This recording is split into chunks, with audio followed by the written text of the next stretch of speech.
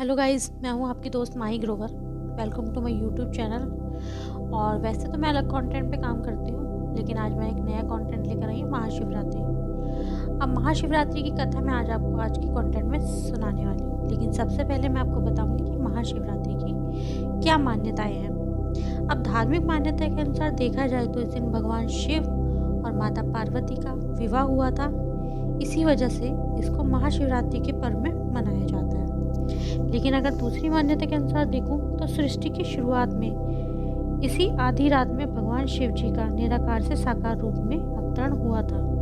तो इस वजह से भी शिवरात्रि मनाई जाती है। अब शिवरात्रि दोस्तों हर महीने आती है, लेकिन महाशिवरात्रि साल में सिर्फ 2 बार आती है। अब इसमें पूजा विधि, विधान, खान पान ये सब ध्यान रखना पड़ता है। इस व्रत में लोग अपने अपने मनचाहा चीज़ें शिव जी को अर्पित करते हैं। जैसे महाशिवरात्रि के दिन ही शिव जी को हल्दी कुमकुम का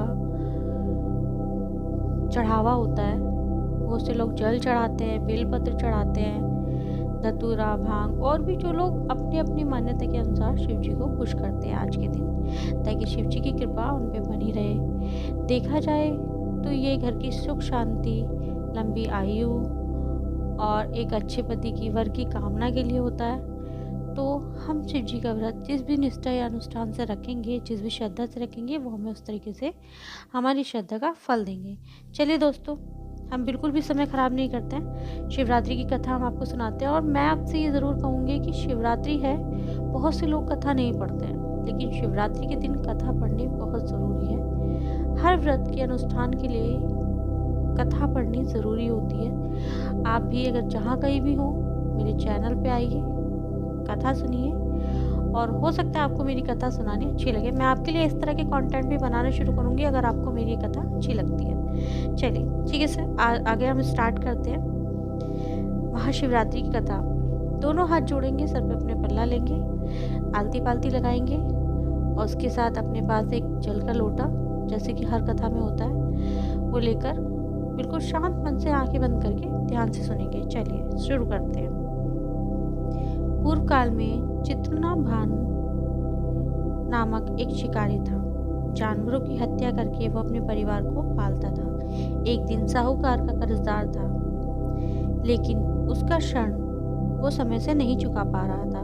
क्रोधित होकर साहूकार ने शिकारी को शिव मठ में बंदी बनाकर रख लिया। संयोग से उस दिन शिवरात्रि थी। शिकारी ध्यानमग्न होकर शिव संबंधी धार्मिक बातें सुनता रहा। चतुर्दशी को उसने शिवरात्रि का व्रत की कथा भी सुन ली। शाम होते ही साहूकार ने उसे अपने पास बुलाया और ऋण चुकाने के विषय में बात की। शिकारी अगले दिन सारा ऋण लौटा देगा, इस चीज़ का वचन देकर वहाँ से छूट गया।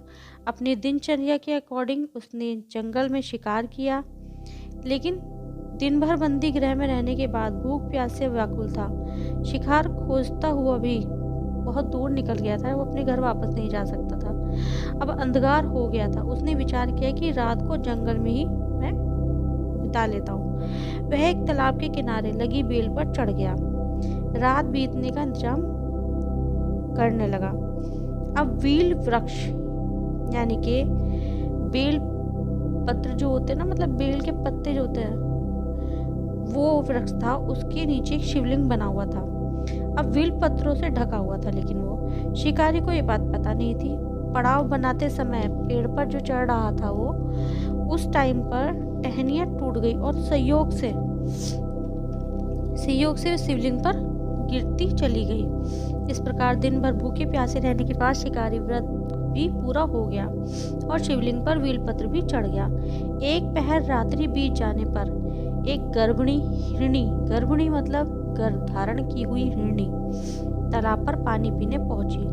शिकारी ने धनुष पर तीर चढ़ाकर जो ही अपनी डोर खींची, हिरणी बोली, मैं गर्भ से हूँ, शीघ्र ही प्रसव करूंगी।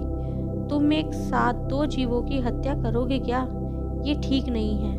मैं बच्चों को जन्म देकर शीघ्र ही तुम्हारे समक्ष प्रस्तुत हो जाऊंगी, तब मुझे मार देना, लेकिन अभी मुझे छोड़ दो। शिकारी ने अपनी कमान का जो धागा था थोड़ा ढीला छोड़ दिया और हिरनी जंगल की झाड़ियों में लुप्त हो गई। अब जैसे ही उसने अपनी जो धनुष था उसको हटाया रखा। उसी चक्कर में कुछ व्हील पत्र अचानक ही टूटकर शिवलिंग पर गिर गए। इस प्रकार उसने अनजाने में प्रथम पहर का पूजन भी संपन्न हो गया। यानी कि उसने पूरे दिन कुछ ना खाया तो वो व्रत भी पूरा हो गया और अब उसने व्हील पत्र चढ़ाकर अपना पहला पहर कंप्लीट कर लिया। कुछ देर बाद एक और हिरनी उधर से निकली। शिकारी की प्रसन्नता का ठिकाना नहीं था। पास आने पर उसने धनुष बाण उठाया। उसे देखकर हिरनी ने विनम्रता पूर्वक निवेदन किया कि हे शिकारी, मैं थोड़ी देर पहले ही ऋतु से निवृत्त हुई हूँ। ऋतु यहाँ पर रिसाइकलिंग, लेडीज की साइकिलिंग होती है उसके बारे में बात चल रही है। वो उससे अभी अभी ठीक हुई है। अब वो कामातुर विरणी हूँ। मैं अपने प्रिय की खोज में भटक रही हूँ। मैं अपने पति से मिलकर शीघ्र ही तुम्हारे पास आ जाऊंगी। शिकारी ने उसे भी जाने दिया। 2 बार शिकार को खोकर अपना माथा ठनका और चिंता में पड़ गया। रात्रि का आखिरी पहर बीत रहा था। इस बार भी धनुष को लगकर कुछ बेलपत्र शिवलिंग पर जा गिरे तथा इससे पहर की पूजा भी संपन्न हो गई। पहला पहर की पूजा संपन्न हो गई थी, अभी दूसरे पहर की पूजा थी वो भी संपन्न हो गई है। तभी एक अन्य हिरनी अपने बच्चों के साथ उधर से निकल रही थी। शिकारी के लिए यह स्वर्णिम अवसर के समान था। उसने धनुष पर तीर चढ़ाने लगा और तीर जैसे ही छोड़ने वाला था, हिरनी बोली, हे शिकारी, मैं अपने बच्चों को इनके पिता के हवाले कर लौट आऊंगी। मुझे इस समय मत मारो। शिकारी हंसा और बोला, सामने आए शिकार को छोड़ दूं? इतना भी मूर्ख नहीं हूं मैं। इससे पहले मैं 2 शिकार छोड़ चुका हूँ। मेरे बच्चे भूखे प्यास से व्यग हो रहे होंगे। हिरनी बोली, जैसे तुम्हें अपने बच्चों की ममता सता रही है, ठीक वैसे मुझे मेरे भी बच्चों की ममता सता रही है। मेरा विश्वास करो, इनके पिता के पास छोड़कर मैं लौट कर जरूर आऊंगी। इस बात की मैं प्रतिज्ञा लेती हूँ। हिरनी का दुख भरा स्वर सुनकर शिकारी को उस पर दया आ गई। उसने उस मृगनी को भी जाने दिया और शिकार के अभाव में भूख प्यास से व्याकुल शिकारी अनजाने में ही बेलपत्र को तोड़ मतलब बेल वृक्ष से तोड़ कर नीचे फेंकता रहा।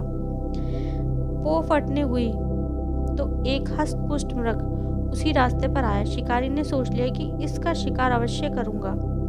शिकारी की तनी प्रचंडता देखकर मृग विनीत स्वर में बोला, हे पारधी भाई, यदि तुमने मुझसे पूर्व आने वाली 3 मृगनियों को और उनके छोटे छोटे बच्चों को मार दिया है तो मुझे भी मार दो। बिल्कुल भी देर मत करो ताकि उनके वियोग में मुझे एक क्षण भी दुख में ना रहना पड़े। मैं उन मृगनियों का पति हूँ। यदि तुमने मुझे जीवन दान दिया है तो मुझे भी एक क्षण भर का जीवन दान दे दो ताकि मैं उनसे मिलकर तुम्हारे सामने उपस्थित हो जाऊं।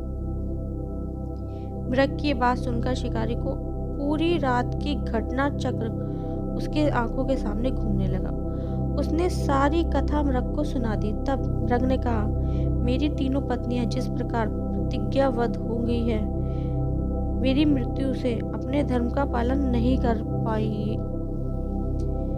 तथा जैसे तुमने उन्हें विश्वास पात्र मानकर छोड़ा है वैसे ही मुझे भी जाने दो।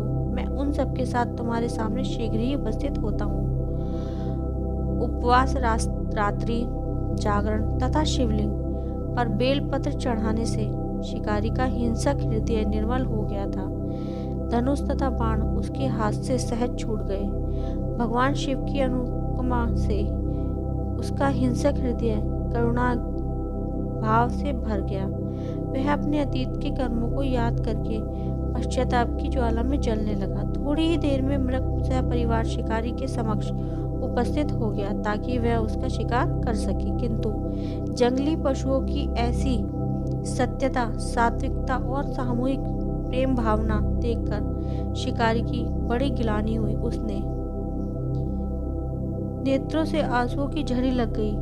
उस मृग परिवार को न मारकर शिकारी ने अपने कठोर हृदय को जीवन से हिंसा से सदा के लिए हटा लिया और वह कोमल व दयालु बन गया। देवलोक से समस्त देव समाज भी इस घटना को देख रहे थे। घटना की परिणति होते हुए देवी देवताओं ने पुष्पों की वर्षा की।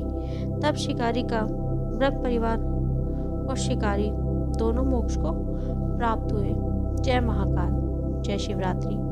तो आज की कथा यही समाप्त होती है दोस्तों।